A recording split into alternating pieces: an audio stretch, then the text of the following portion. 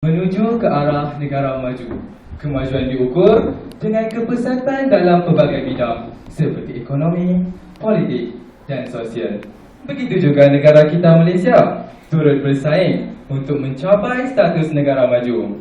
Namun, dalam kerakusan dan kegairahan manusia mencipta kegemilangan ini, kita terlupa untuk memastikan tiada permasalahan yang akan berlaku. Untuk itu, kami terpanggil bagi membincangkan satu isu yang berkaitan dengan kehidupan sejagat. Sebelum kita mulakan perbincangan, bolehlah kiranya saya perkenalkan barisan panel pada hari yang mulia ini.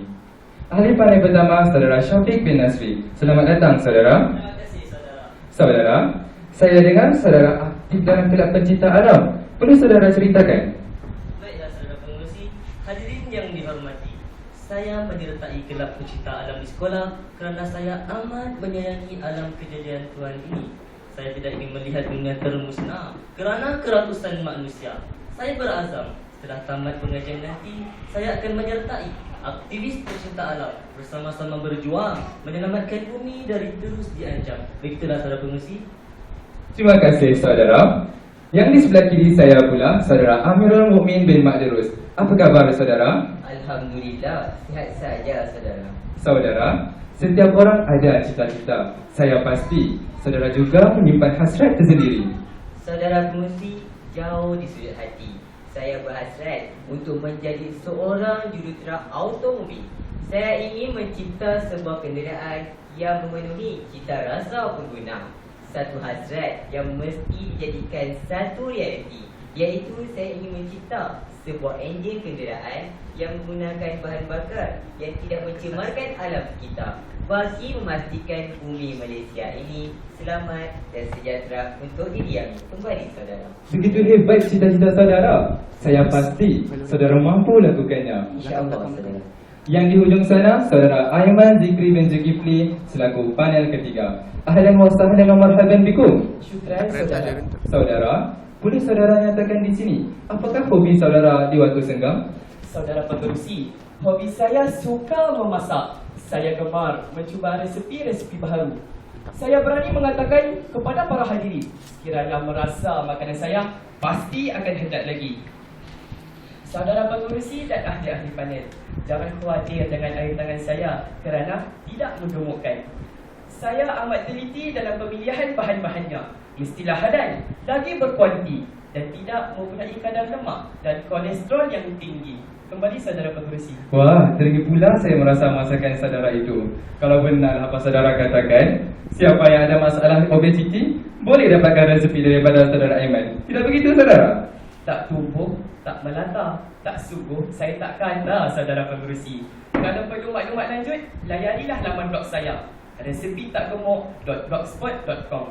Kembali, Saudara Pengerusi. Sidang hadirin, saya Ashraf Aizat bin Azman yang akan mempengerusikan forum pada hari ini. Teknologi hijau demi kemaslahatan sejagat. Itulah isu yang akan kita bangkitkan dalam era perbincangan pada hari ini. Sidang hadirin yang dihormati, teknologi hijau telah lama diperkenalkan. Banyak negara telah mengaplikasikan teknologi ini dalam pelbagai bidang seperti pembangunan, perindustrian dan juga pertanian.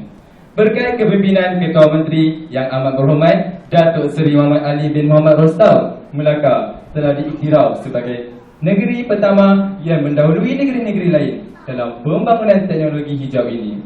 Hal ini merupakan sesuatu yang patut kita banggakan. Namun, sejauh manakah kita mengetahui mengenai teknologi hijau ini dan apa pula kebaikannya? Bagi menjawab persoalan ini, saya persilakan Saudara Syafiq untuk menjelaskan. Silakan, Saudara. Terima kasih, Saudara Pengerusi, rakan-rakan panel dan hadirin yang dihormati. Teknologi hijau yang disebutkan Saudara Pengerusi sebentar tadi sebenarnya penting bagi melestarikan alam sekitar ke arah satu kehidupan yang sejahtera. Secara konseptualnya, teknologi hijau merupakan teknologi yang menteraskan alam sekitar dengan menggunakan ilmu sains. Dasar teknologi hijau yang dilancarkan itu sebenarnya berasaskan kepada 4 tonggak utama. Tonggak yang pertama ialah daripada aspek tenaga. Teknologi hijau akan mencari kaedah untuk mengurangkan penggunaan tenaga, sementara lahan, Pada masa yang sama, teknologi hijau mempromosikan kecekapan guna tenaga. Tonggak yang kedua pula kita dapat lihat daripada aspek alam sekitar, yang mana dengan mengaplikasikan teknologi hijau ini dapat meminimumkan kesan kepada alam sekitar dan dapat memeliharanya. Saudara, ekonomi pula merupakan tonggak yang ketiga. Jika kita lihat daripada kewarasan akal fikiran, teknologi hijau mampu meningkatkan pembangunan ekonomi guna tenaga. Akhir sekali, sosial juga merupakan tonggak yang dominan, iaitu tonggak yang keempat. Hal ini demikian, kualiti hidup rakyat dapat dipertingkatkan daripada teknologi hijau ini. Saudara, saya kira penerangan saya sebentar tadi dapat memberikan penjelasan mengenai teknologi hijau secara umum berasaskan kepada 4 tonggak utama yang saya sebutkan sebentar tadi. Kembali saudara pengerusi. Terima kasih saudara. Daripada penerangan sebentar tadi, dapatlah dirumuskan bahawa teknologi hijau merupakan satu penemuan sains yang mampu mengatasi pelbagai masalah yang dihadapi oleh dunia pada hari ini, sekaligus dapat menjamin kemaslahatan sejagat. Sidang hadirin yang dihormati, sebelum kita meninjau lebih jauh mengenai teknologi hijau, mari kita renungkan sejenak. Dunia diancam pelbagai masalah dan bencana seperti banjir besar, tanah runtuh dan pencemaran alam. Manusia sejagat dihimpit kerisauan.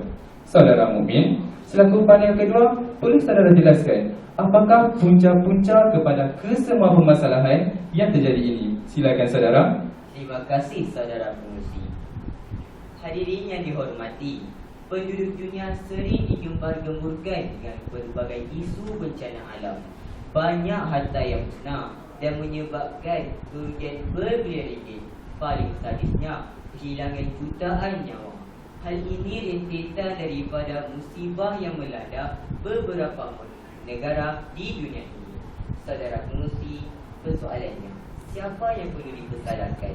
Kita akan menering jari untuk meletakkan kesalahan pada orang lain. Namun, pada hakikatnya, semua orang antara kita perlu merikul tanggungjawab ini bagi memelihara alam ini.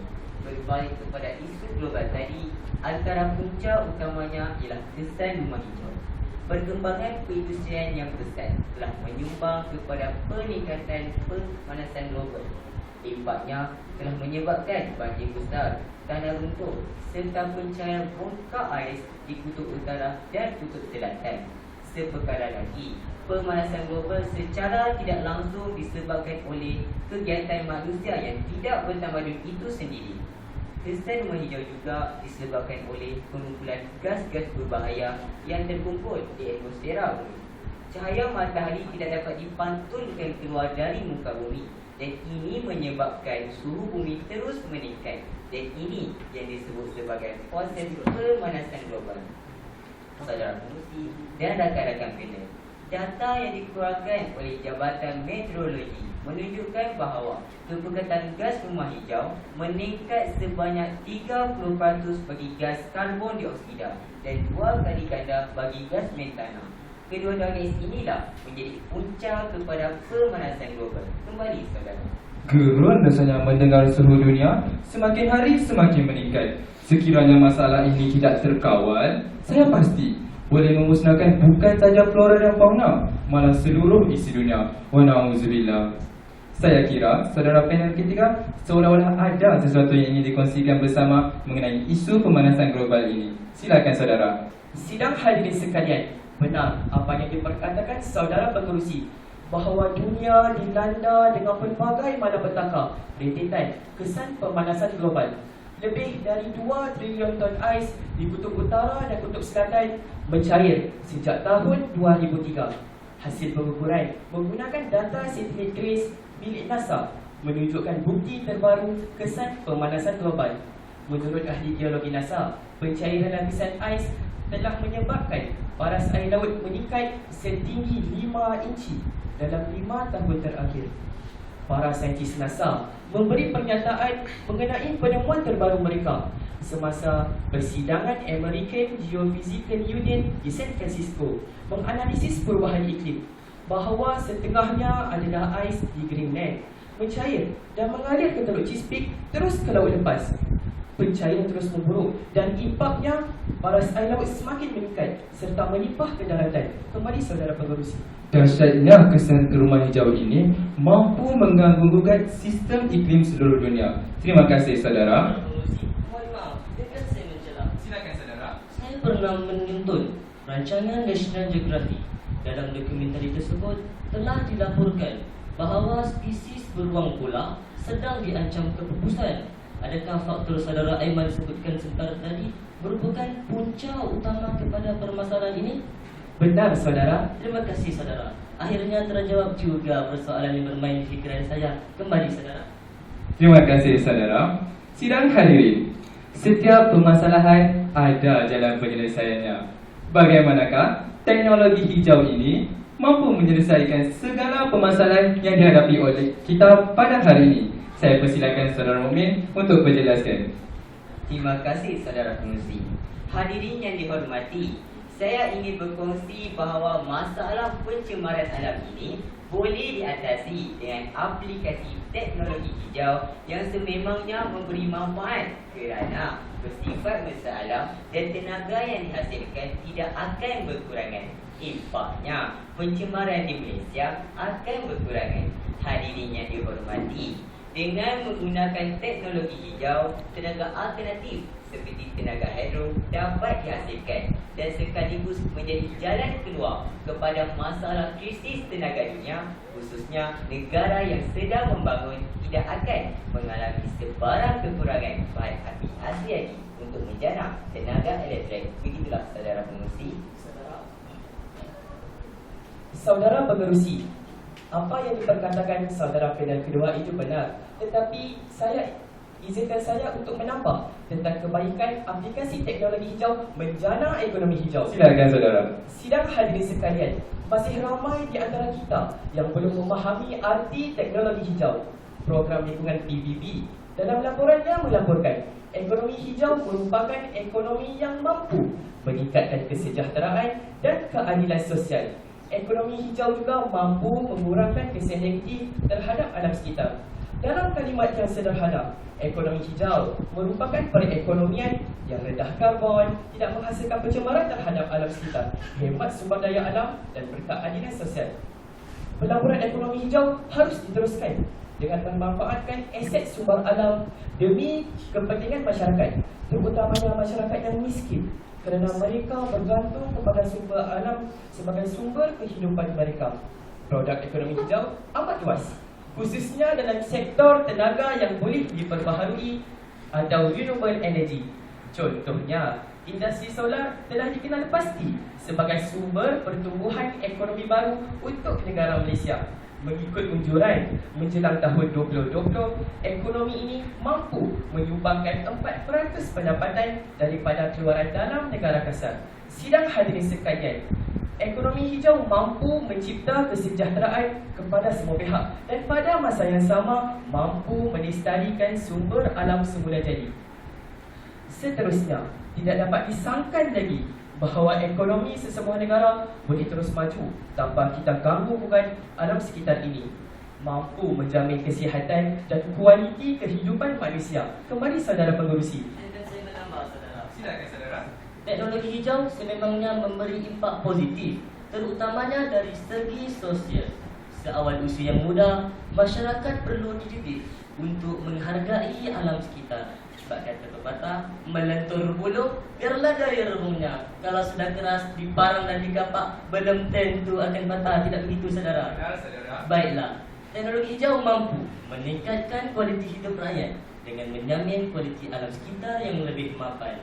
Pencemaran udara, air, bunyi dan sebagainya akan menjejaskan kualiti hidup rakyat sekiranya masalah ini dibiarkan berterusan. Apabila kita menggunakan teknologi hijau ini, kesan negatif terhadap alam sekitar dapat diminimumkan.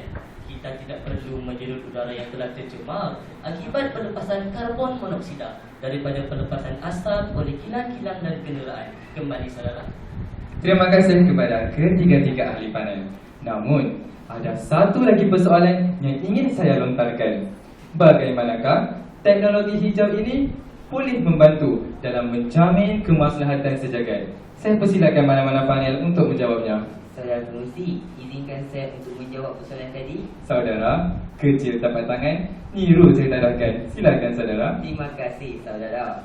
Bangunan dalam taman yang mengaplikasikan teknologi hijau telah dibina di beberapa buah negara seperti Malaysia dan Jepun. Kesan daripada pembinaan bangunan dalam taman ialah dapat mengimbangkan ekosistem dan mampu mengurangkan suhu global pada hari ini. Saya yakin bahawa konsep bangunan dalam taman ataupun taman dalam bangunan sedikit sebanyak memberi manfaat kepada keselesaan penghuninya, bertepatan dengan isu perbincangan kita pada hari ini. Teknologi hijau dapat menjamin kemaslahatan sedunia. Kembali saudara. Saudara pengurusi, pada pendapat saya pula, dunia ini mesti kita selamatkan. Berbalik kepada cita-cita yang saya sebutkan pada awal perbincangan tadi. Perkara ini bukan sahaja berfokus kepada negara Malaysia semata-mata, malahan melibatkan seluruh penduduk dunia. Kita seharusnya mengawal pencemaran yang berlaku di sekeliling kita dengan menyokong kempen-kempen yang telah dipersetujui oleh seantero dunia seperti Earth Hours, kempen bumi hijau dan sebagainya. Selain itu, negara-negara di dunia ini perlu mengadakan perjanjian persefahaman mengenai kepentingan teknologi hijau dan seterusnya mengaplikasikan di negara masing-masing demi kelestarian dan kesejahteraan warga dunia. Kembali saudara. Terima kasih kepada saudara Syafiq dan saudara Mumin atas jawapan yang sangat mantap itu. Akhir sekali, saya ingin bertanya kepada saudara Aiman.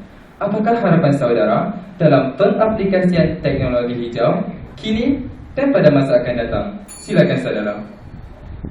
Sebelum saya menjawab soalan saudara pengerusi, saya ingin menambah tentang persoalan pemakanan demi kemaslahatan kehidupan kita. Saya pecinta dalam dunia pemakanan. Oleh sebab itu, saya lebih gemar untuk menggunakan bahan organik dalam masakan saya. Perkara pokoknya, bahan organik yang kita gunakan dalam masakan tidak mengandungi sebarang bahan kimia seperti tanaman dan ayam organik yang digunakan oleh pengguna secara meluas di Jepun. Tak salah kan saudara pengerusi sekiranya kita meniru teknologi negara luar? Benar saudara. Justru, ayo para petani, bersama kita praktikkan teknik pertanian organik yang tidak memusnahkan alam sekitar. Tetapi, perlu kita ketahui bahawa sisa makanan atau biojisim boleh dijadikan sebagai bahan bakar insinerator bagi menjana kuasaan elektrik. Lantas, aplikasi teknologi hijau ini dapat kita gunakan untuk melestarikan alam sekitar. Berbalik kepada soalan saudara pengerusi sebentar tadi, bukan harapan saya sahaja, tetapi harapan semua pihak untuk melihat dunia ini terus maju dengan arus pemodenan tanpa kita ganggu bukan alam sekitar yang akan kita wariskan kepada generasi yang akan datang. Justru, melalui pengaplikasian teknologi hijau ini, saya harap dapat merealisasikan harapan saya. Kembali saudara pengerusi. Terima kasih kepada ketiga-tiga ahli panel. Sebagai kesimpulan, dapatlah saya tekankan bahawa teknologi hijau mampu membawa 1001 perubahan dalam kehidupan manusia sejagat dari sudut ekonomi, alam sekitar dan sosial. Jadilah orang bijak pandai yang menggunakan segala kemajuan dengan penuh berhemat. Dan janganlah jadi petualang yang memusnahkan anugerah Tuhan hanya untuk diri sendiri. Dunia ini tanggungjawab bersama. Untuk itu, mari kita berganding bahu menjamin kemaslahatan sejagat. Nah, sebelum terlambat, mari kita bertindak. Tanamlah pokok sebanyak-banyaknya. Kurangkan pemakaian kertas atau tisu. Berhematlah dengan sumber tenaga. Lakukan amalan berkongsi kenderaan serta berjalan kaki untuk ke tempat yang dekat. Sidang hadirin, siapa yang akan menyelamatkan bumi kalau bukan kita penghuninya? Demi masa sekarang, masa akan datang, masa anak-anak mendatang. Sekian, salah silap harap dimaafi. Wabillahi taufiq wal hidayah. Wassalamualaikum warahmatullahi wabarakatuh.